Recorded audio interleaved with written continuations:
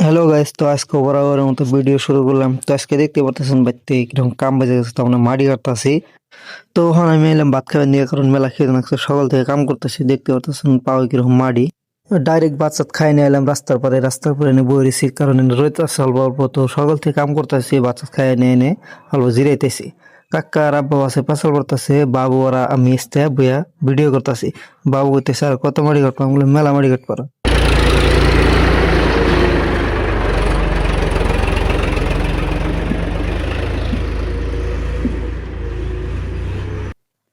তো বয়ে থাকে একটু দিয়ে একটা একটু নিয়ে পড়ছে, তো এনে ট্রাক্টর মাটি কাটতেছে আর আমি খালি স্লিপ দিতেছি একটা একটা করে।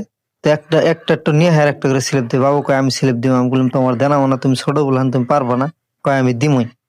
তো এটা বাদ দিন, আর একটা কথা, ট্রাক্টর দিয়ে মাটি জানি কাটুন, ট্রাক্টর দিয়ে মাটি কাটপান নইলে জীবনের কিছু থাকে না, ট্রাক্টর থাকে না। এত ট্রাক্টর ফাঁসা আর একটু পরে পরে ফাঁসা, তো একটা ট্রাক্টর ফাঁসা দেখুন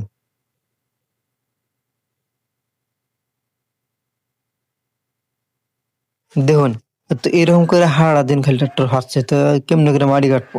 একটু বড় বড় ট্রাক্টর ফাঁসাতে কোনো শক্তি নাই, বাল নাই, দুনিয়া ঘোরাঘুরি করে। क्या बोला तूने? তো ট্রাক্টর দিয়ে মাটি কাটলে এরকম অবস্থা হবো। বাই দ্য ওয়ে, আজকের গুলোকে একটু ভালো লাগলে কমেন্ট করে কইবেন।